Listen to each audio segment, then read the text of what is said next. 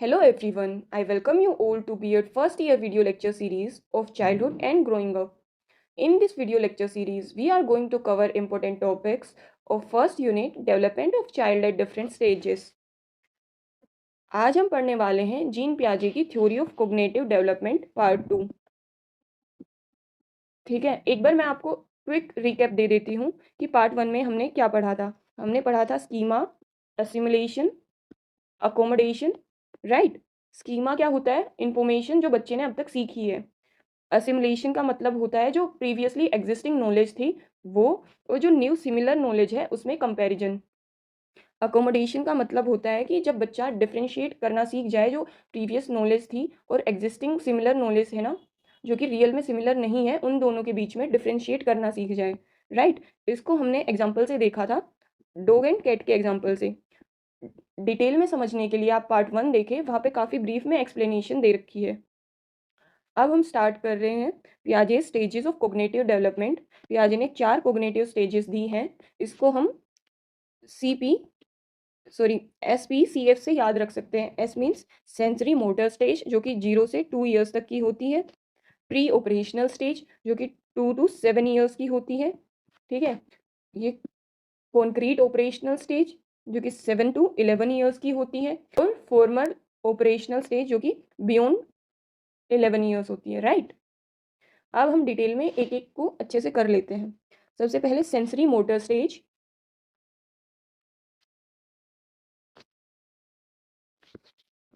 0 to 2 years means birth से 2 साल तक की स्टेज होती है।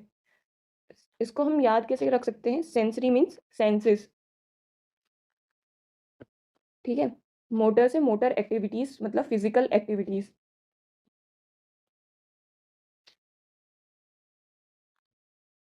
इस स्टेज में बच्चा अपने सेंसेस से सीखेगा, प्लस जो फिजिकल एक्टिविटीज करेगा ना, उससे सीखेगा, राइट। सेंसेस से कैसे? फील करना, टच करना, स्मेल, ठीक है। और मोटर एक्टिविटीज में क्या आ जाएगा? सकिंग, ठीक है। मीन्स जो भी रिफ्लेक्स एक्शन देगा ना बच्चा, सकिंग हो गया, ग्रेस्पिंग हो गया, राइट। अब इस स्टेज के जो एंड में बच्चा लैंग्वेज डेवलप कर लेगा।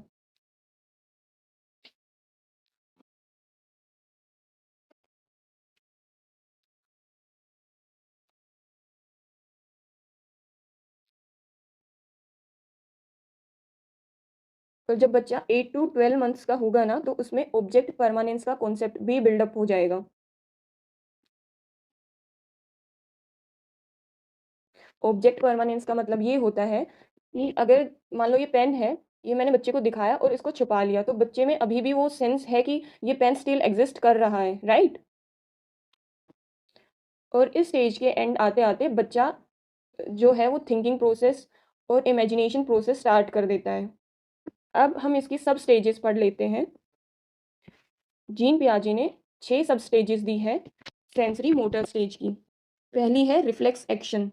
रिफ्लेक्स एक्शन स्टार्ट हो जाती है बर्थ से और 30 दिन तक, 30 डेज, ठीक है। इसमें जो बच्चा है वो ऑटोमेटिक रिस्पॉन्स देगा। मीन्स कोई भी उसको स्टिमुलस हम देंगे तो उसका एक ऑटोमेटिक रिस्पॉन्स जो आएगा उसको हम रिफ्लेक्स एक्शन बोलते हैं। फॉर एग्जाम्पल, जैसे बच्चे के मुंह के पास हम कुछ लेके जाएंगे कोई भी ऑब्जेक्ट, तो बच्चा उसको सक करना स्टार्ट कर देता है, ठीक है। और जो सकिंग है ना, उसको जीन पियाजे ने एक इन्नेट स्कीमा बोला है।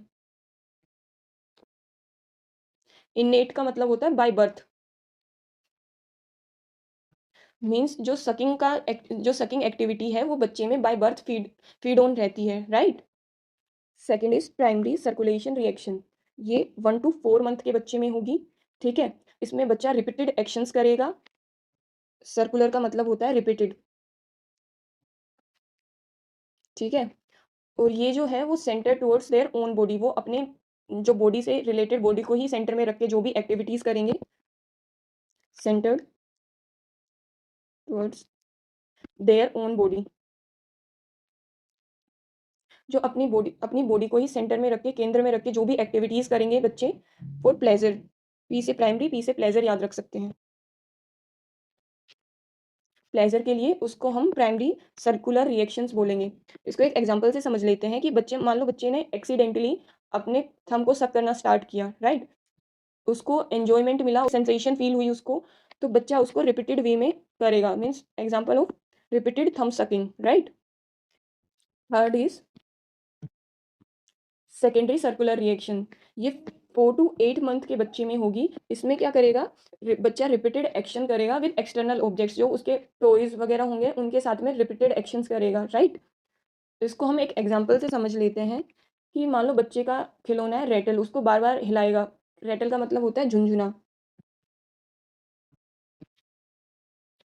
ठीक है, उसको बार बार हिलाएगा साउंड सुनने के लिए और उसको रिपीटेड वे में बार बार करेगा, right. Fourth is coordination of secondary schema. इसमें जो बच्चा है वो 8 to 12 मंथ्स का रहेगा, राइट। और इसी स्टेज में ऑब्जेक्ट परमानेंस भी आ जाती है बच्चे में। और क्या करेगा बच्चा इसमें, इमिटेशन स्टार्ट कर देगा, मीन्स नकल, अपने से जो बड़ों की जो भी एक्टिविटीज हैं उनको कॉपी करना स्टार्ट कर देगा। जो ये कोऑर्डिनेशन ऑफ सेकेंडरी स्कीमा है, इसमें क्या होगा, बच्चा जो है वो मल्टीपल जो एक्शंस हैं उनको कंबाइन करेगा और स्पेसिफिक गोल को अचीव करेगा। Combine multiple actions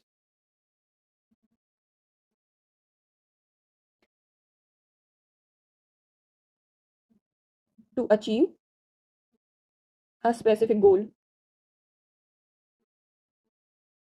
right.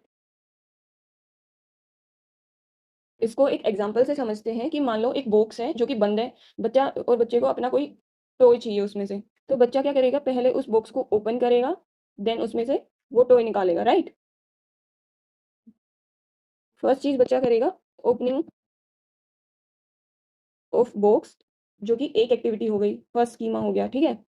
Second चीज क्या करेगा, ग्रैब द टॉय, बच्चा उस खिलौने को निकाल लेगा, ये सेकंड एक्टिविटी हो गई। इसका मतलब ये है कि बच्चे ने प्लान्ड और कोऑर्डिनेटेड वे में एफर्ट्स लगाए, plan plus coordinated efforts, right. इसमें इस स्टेज में जो बच्चे का बिहेवियर होगा वो गोल ओरिएंटेड बिहेवियर होगा,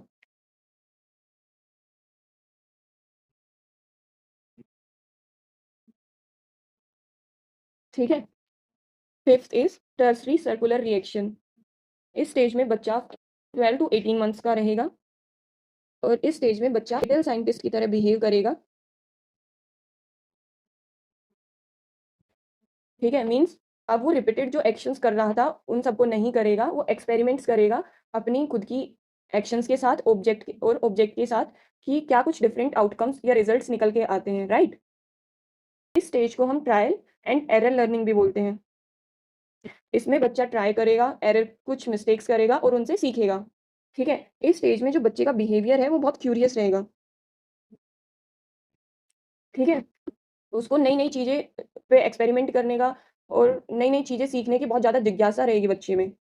इसको एक एग्जांपल से समझ लेते हैं कि बच्चा डिफरेंट हाइट से या डिफरेंट प्लेसेस से स्पून को गिराएगा, फॉर एग्जांपल बेड से, चेयर से, ठीक है, टेबल से, ये देखने के लिए कि अगर वो खुद गिर जाता है इन जगह से तो क्या होगा, राइट। एक और एग्जांपल से समझ लेते हैं कि ऐसा छोटा सेल फोन, जो टॉय सेल फोन होता है वो मोस्टली हर बच्चे के पास मिल जाएगा। तो बच्चा क्या करता है, इस जो सेल फोन में है ना, वो बटन्स को फास्ट वे में, स्लो वे में, ठीक है, हार्ड, हार्डर, सॉफ्टर, बहुत सारे वे में इन बटन्स को प्रेस करेगा डिफरेंट साउंड सुनने के लिए, राइट। तो इस स्टेज में बच्चा बहुत ज़्यादा क्यूरियस रहेगा और एक्सपेरिमेंट से भरा हुआ रहेगा, मीन्स उसको हम लिटिल साइंटिस्ट की तरह कंसीडर करेंगे, ठीक है। सिक्स इज मेंटल रिप्रेजेंटेशन, ठीक है। ये जो स्टेज है वो 18 to 24 मंथ्स के बच्चों में आएगी। इस स्टेज में क्या होता है कि बच्चा किसी भी इवेंट या ऑब्जेक्ट के बारे में सोचना, इमेजिन करना स्टार्ट कर देता है और उसी के अकॉर्डिंग एक्ट करेगा। थिंक अबाउट द ऑब्जेक्ट या event in their mind, in their mind and act accordingly.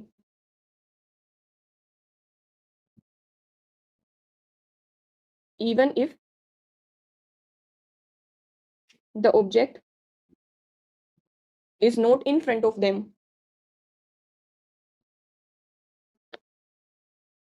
मतलब ये कि बच्चा किसी भी इवेंट या फिर ऑब्जेक्ट के बारे में सोचना शुरू कर देगा और उसके अकॉर्डिंग ही एक्ट करेगा, चाहे वो ऑब्जेक्ट उसके सामने हो या ना हो, राइट। फॉर एग्जाम्पल इसको देख लेते हैं कि उसके जो हिडन टॉयज है ना, उनको ढूंढने की कोशिश करेगा, finding the hidden toys, right. Next stage is pre operational stage. ये जो स्टेज है वो 2 to 7 ईयर्स के बच्चों में होगी। इस स्टेज में बच्चा जो है वो लैंग्वेज को ग्रो कर लेगा, उसकी इमेजिनेशन ग्रो हो जाएगी, उसकी थिंकिंग भी ग्रो हो जाएगी। लेकिन जो बच्चा है वो इलॉजिकल सोचेगा, ठीक है, उसकी जो थिंकिंग है बहुत ही इलॉजिकल रहेगी और बच्चा ईगोसेंट्रिक होगा। ईगोसेंट्रिक मतलब अहंकारी। इसका मतलब ये है कि जो दूसरों के व्यू पॉइंट्स है ना, उनको कंसिडर नहीं करेगा बच्चा, दूसरों के व्यू पॉइंट को कंसिडर नहीं करेगा, ठीक है। इसको 2 सब स्टेजेस में डिवाइड किया गया है। एक तो pre conceptual stage, second is intuitive stage. जो प्री कंसेप्चुअल स्टेज है वो 2 to 4 ईयर्स की होती है और जो इंट्यूटिव स्टेज है वो 4 to 7 ईयर्स की होगी। और जो प्री कंसेप्चुअल स्टेज है इसमें बच्चा वर्ड्स बोलने लग जाएगा। सेकेंड चीज वो ईगोसेंट्रिक होगा, मीन्स दूसरों के व्यू पॉइंट को कंसिडर नहीं करेगा। Third is animism. एनिमिज्म होता है कि नॉन लिविंग थिंग्स को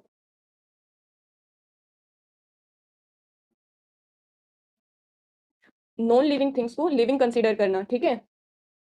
और क्या हो जाएगा, बहुत ही इलॉजिकल या नॉन रेशनल थिंकिंग होगी।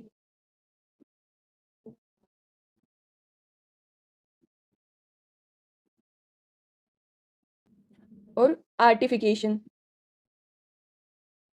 आर्टिफिकेशन का मतलब होता है कि जो नेचुरल चीजें हैं ना, जैसे रेन हो गई, सन हो गया, इन सबको बच्चा कंसीडर करेगा कि ये मैन मेड है और ये सब उसके प्लेजर के लिए है, राइट।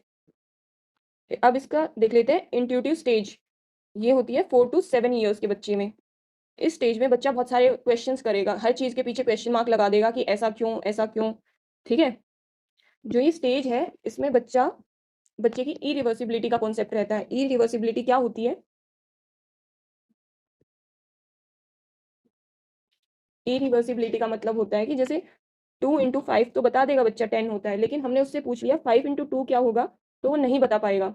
एक और एग्जांपल से देखते हैं कि जैसे बच्चे से पूछ लिया 3 + 5 क्या होगा, 8, बता देगा वो।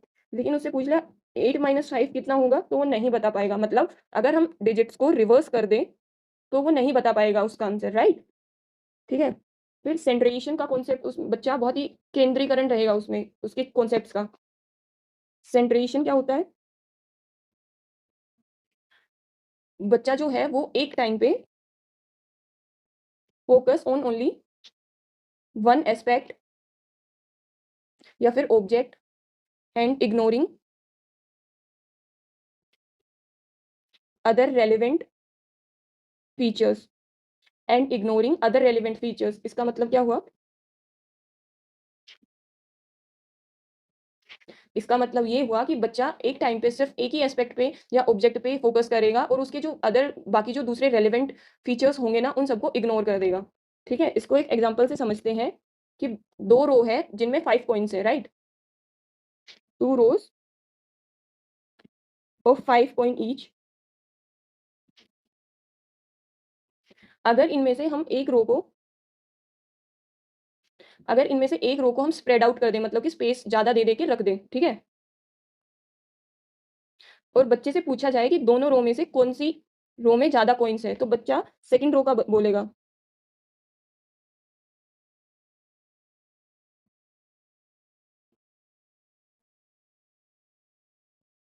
तो बच्चा बोलेगा कि सेकंड रो में ज्यादा कॉइन्स है। इसका मतलब ये हुआ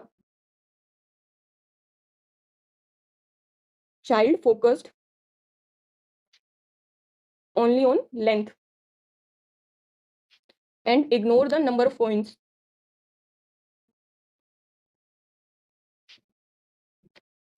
इससे ये कंक्लूजन ड्रॉ किया जा सकता है कि बच्चे ने सिर्फ लेंथ पे फोकस किया कि कौन सी रो की लेंथ सबसे ज्यादा है, और उसने इग्नोर कर दिया कि नंबर ऑफ पॉइंट्स कितने हैं, राइट।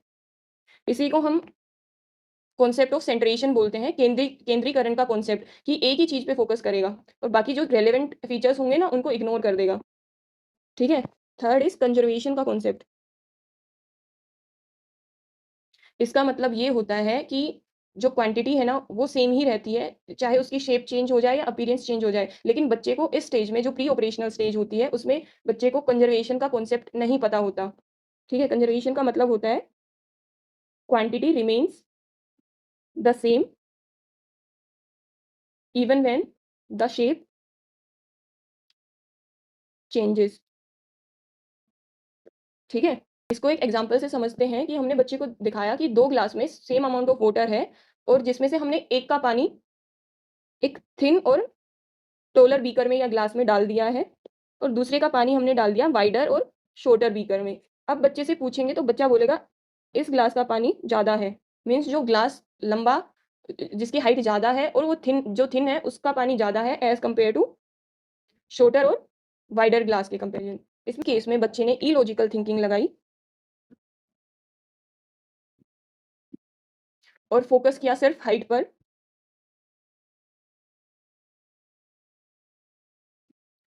और इग्नोर कर दिया विड्थ को। ठीक है, इस स्टेज में बच्चा जो है वो रट कर सीखेगा, means learn more by cramming.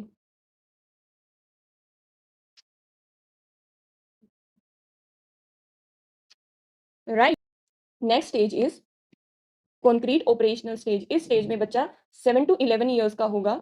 इस स्टेज में बच्चे की जो थिंकिंग है वो लॉजिकल हो जाएगी, लेकिन जो कॉन्क्रीट चीजें हैं, कॉन्क्रीट का मतलब होता है कि जो चीजें रियल में एग्जिस्ट कर रही हैं, जिनका उसको फर्स्ट हैंड एक्सपीरियंस मिला है, उन्हीं चीजों में उसकी जो थिंकिंग है वो रेशनल या लॉजिकल हो जाएगी। राइट। इस स्टेज में बच्चा कंजर्वेशन का कॉन्सेप्ट समझ जाएगा। कंजर्वेशन हमने इस एग्जाम्पल में देखा था कि बच्चा क्वांटिटी शेप चेंज होने पे क्वांटिटी चेंज कर देता था, उसको नहीं समझ आता था कि क्वांटिटी सेम ही है। वो इस स्टेज में आके समझने लग जाएगा और इस स्टेज में उसका आंसर होगा कि दोनों ग्लास में सेम अमाउंट ऑफ वाटर है। राइट। ठीक है, सीरिएशन का मतलब होता है कि इंक्रीजिंग और डिक्रीजिंग ऑर्डर में किसी भी चीज को अरेंज करना, असेंडिंग और डिसेंडिंग सीख जाएगा। Let me right this. Seriation का मतलब होता है अरेंजिंग थिंग्स इन इंक्रीजिंग और डिक्रीजिंग ऑर्डर।